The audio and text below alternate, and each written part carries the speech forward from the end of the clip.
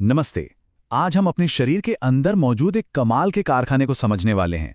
एक ऐसा सिस्टम जो हमारे खाए हुए खाने को उस एनर्जी में बदल देता है जिससे हम जीते हैं।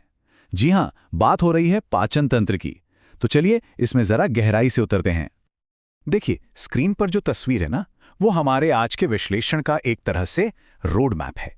ये एक अकेली तस्वीर हमें भोजन के उस पूरे सफर पर ले जाएगी जिसे हम अभी समझने वाले हैं। और यकीन मानिए, शरीर के अंदर की ये यात्रा वाकई में बहुत कमाल की है।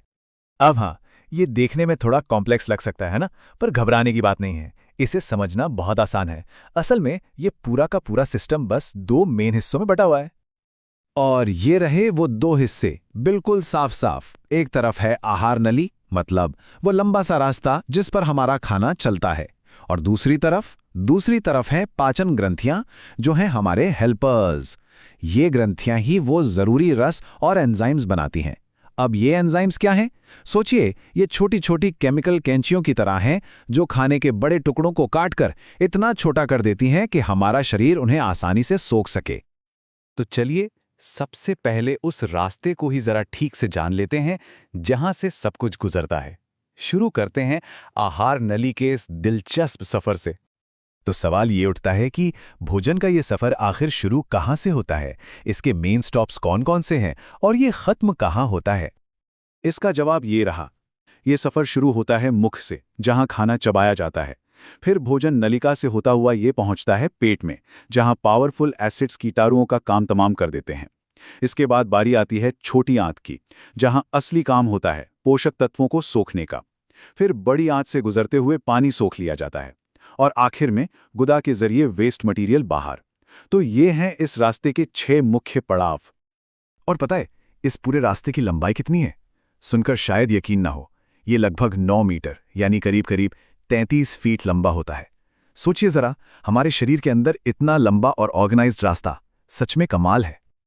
लेकिन जैसा कि हमने शुरू में ही कहा था, ये लंबा रास्ता अकेले काम नहीं कर सकता, इसे मदद की जरूरत पड़ती है। तो अब बात करते हैं उन बेहद जरूरी हेल्पर्स की, हमारी पाचन ग्रंथियों की। जी हाँ, इस 9 मीटर लंबे सफर को पूरा करने और खाने से एनर्जी निकालने के लिए मदद तो बहुत जरूरी है। इन ग्रंथियों के बिना खाना बस एक रास्ते से गुजर जाएगा, पचेगा नहीं। और ये हैं हमारे 3 मेन हेल्पर्स। सबसे पहले लारीय ग्रंथियां, जो मुंह में लार बनाती हैं ताकि खाना आसानी से नीचे फिसल सके। फिर आती है जठर ग्रंथि, जो पेट में एसिड और प्रोटीन पचाने वाले एंजाइम बनाती है। और आखिर में यकृत और अग्नाशय, ये दोनों तो पाचन के कुछ सबसे जरूरी रस बनाकर छोटी आंत में भेजते हैं ताकि फैट और कार्बोहाइड्रेट्स भी हजम हो सकें। अच्छा, चलिए अब सफर के बिल्कुल स्टार्टिंग पॉइंट पर वापस चलते हैं, जहां से ये सारी कहानी शुरू होती है, यानी हमारा मुख और उसमें मौजूद हमारे दांत।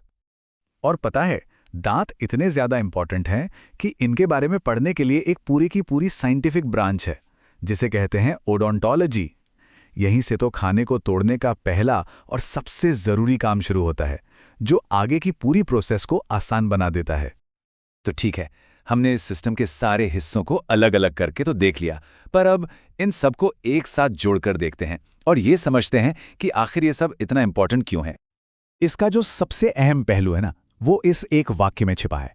देखिए, ये कोई साधारण मशीन नहीं है, ये एक जबरदस्त टीम है। आहार नली और पाचन ग्रंथियां, ये दोनों एक दूसरे के साथ मिलके काम करती हैं और हमारे खाए हुए खाने को उस एनर्जी में बदल देती हैं जिससे हम जीते हैं, काम करते हैं और हाँ, सोचते भी हैं। तो अगली बार जब भी कुछ खाएं ना, तो एक पल के लिए जरूर सोचिएगा कि शरीर के अंदर ये कितना कॉम्प्लेक्स और अद्भुत सिस्टम कैसे चुपचाप बिना रुके काम कर रहा है, सिर्फ इसलिए ताकि हमारे हर दिन को एनर्जी मिल सके।